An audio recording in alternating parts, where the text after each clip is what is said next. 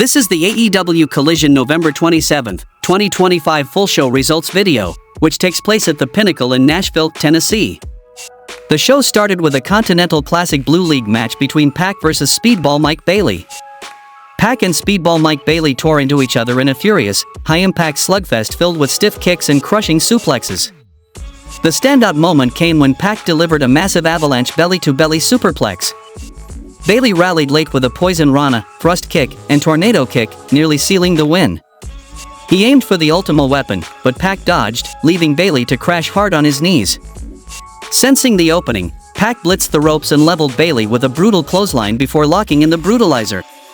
Bailey faded quickly, forcing the referee to stop the match, and Pac earned 3 points. In a backstage interview with Lexi Nair, Daniel Garcia says he is ready to drop the deadweight known as Daddy Magic. He appreciates the love and sacrifice Daddy showed. Garcia just needs Daddy to bleed one more time in their fight. Once Garcia handles this business, he will be going for the TNT Championship again. Jon Moxley shadowboxed in the background, making funny faces. In a backstage interview with Renee Paquette, Bandido reflected on losing the tag team titles. Though saddened, Bandido and Brody King took pride in their reign and emphasized that Bandido was far from finished, vowing to chase the AEW tag titles for a long time. Bandido expressed disappointment over losing to FTR, but King encouraged him to shift focus to the ROH World Championship at Final Battle. Commentary revealed the original plan was Bandido vs Rush, but Rush's knee injury forced a change. The new matchup is a survival of the fittest bout featuring Bandido, Blake Christian, Beast Mortos, Sammy Guevara, Commander, and Hechicero. Then we saw a match between Daniel Garcia vs Daddy Magic. Jon Moxley joined commentary as Daddy started strong, only for Daniel Garcia to seize control by busting him open. Garcia viciously trapped Daddy's head between the steps and the ring post before dropkicking the steel, leaving Daddy staggered for the rest of the match. Daddy fought back with heavy punches and corner offense, but on the referee's break, Garcia struck with a sudden dropkick. He immediately locked in the bulldog choke, putting Daddy out cold for the decisive victory. After the match, Mark Briscoe confronted Daniel Garcia, thanking the fans for his TNT title reign and making it clear he wouldn't avoid any challenger. Grateful that Garcia identified himself as the first contender, Briscoe promised to take him on head-on and vowed to devour him like a Thanksgiving meal. Ricochet declared that, as the inaugural national champion, he intends to set the standard by representing AEW worldwide. He praised his alliance with the Gates of Agony, calling it one of his smartest choices. Toa Liona and Bishop Kaun plan to celebrate his victory with an extravagant meal in Nashville. Stokely Hathaway and FTR hit the stage celebrating what Hathaway called the best day of his life, proudly reclaiming the AEW World Tag Team titles.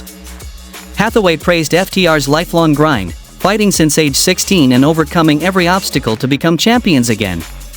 As Dax Harwood prepared to speak, the lights went out, and the Gun Club arrived. Juice Robinson acknowledged FTR's greatness but reminded everyone that they'd beaten FTR 2 weeks earlier and in past combinations too. Fresh off winning $200,000, they now wanted gold. Harwood refused to let Robinson touch his belt, prompting Austin Gunn to slap the mic from his hand. Representing injured Colton Gunn and Jay White, the duo vowed to take the titles, delivering a fiery challenge. Then we saw a match between Dalton Castle and Outrunners vs Mansoor, Mason Madden, and Johnny TV. Early in the match, Johnny TV powerbombed Taya Valkyrie into Castle on the floor, but Castle quickly recovered and even assisted Truth Magnum in powerbombing Mansoor. Mexem missed their take on the SOB elbow, allowing Turbo Floyd to tag in Castle. The Peacock unleashed suplexes and tossed both Mansoor and Johnny TV with ease. After a suplex on Madden, the trio connected with a combined SOB elbow on Mansoor. Castle sealed the victory with a bangerang, earning the team a fun, decisive win.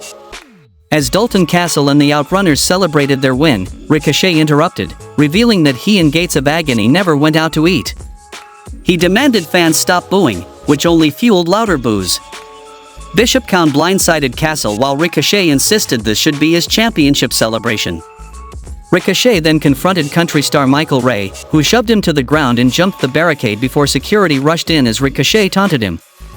Backstage, the Don Callis family gathered as Callis expressed gratitude for the group earning 3 points in the Continental Classic the previous week. Rocky Romero said he was thankful for their new merchandise, while Hechicero spoke in Spanish, everyone only recognizing the word family, which they loudly celebrated. Mark Davis humorously declared he was thankful for nothing. Josh Alexander credited Callis' wisdom, and Kyle Fletcher said he appreciated the wealth that came from being part of the group. Konosuke Takeshita expressed gratitude for simply belonging to the family.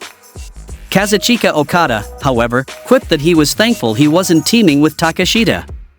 The two immediately clashed face-to-face until Callis hurriedly pushed the cameras away to avoid further tension.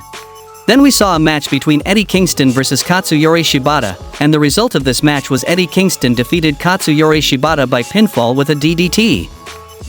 Eddie Kingston cut an emotional, fiery promo after his match, addressing Hook's recent choices and warning he'll pay for siding against Hangman and Swerve. He insisted he's not a character and opened up about struggling to believe he deserved fan support, saying he loves the fans because they love pro wrestling. Kingston accused Samoa Joe of trying to corrupt Hook and vowed to confront Joe himself, issuing a world title challenge for Winter is Coming. He celebrated with a young fan on his shoulders, delivering one of his most powerful babyface promos yet. Red Velvet was backstage, and she challenged Mercedes to a rematch for the ROH Women's Television title at ROH Final Battle. The next match happened between Thekla versus Tay Melo. The match opened with Tay Melo using judo throws and submission attempts to control Thekla, but Thekla shifted momentum with a drop toe hold into the ropes, followed by a running knee and a suplex on the elevated ramp. After the break, Melo blasted Thekla with a hard forearm, though Thekla laughed it off and demanded more. Melo tied up her hair and slapped her, only for Thekla to drop her with a counter forearm and lock in the death trap. Melo narrowly escaped a pin attempt. Thekla's spider walk setup slowed her down, allowing Melo to land a flying knee and gotch-style piledriver for 2. Melo attempted the TKO, but Thekla stomped her feet, dodged with another spider walk, and finished with a spear and curb stomp for the win. The Triangle of Madness came down to the ring to attack, but Jamie Hayter and Statlander ran down to make the save. In the main event of the show, we saw a Continental Classic 2025 Gold League match between Konosuke Takeshita versus Roderick Strong. Konosuke Takeshita and Roderick Strong opened with sharp chain wrestling and heavy strikes until Strong halted Takeshita's momentum with a signature backbreaker and a dropkick through the ropes. He tried suplexing Takeshita into the guardrail, but Takeshita reversed and brutalized Strong with a back suplex onto it. Takeshita dominated with crushing forearms, though Strong rallied with strikes, an Olympic slam, and a tiger driver before attempting the stronghold. Takeshita reached the ropes, fired back with a Yakuza kick, and went for Raging Fire, but Strong countered into a turnbuckle backbreaker. After a gutbuster and more backbreakers from Strong, Takeshita avoided the sick kick, hit a German suplex, followed with the power drive knee, and landed Raging Fire for the win. How would you rate this week's AEW Collision show? Tell me in the comments, and thanks for watching the video.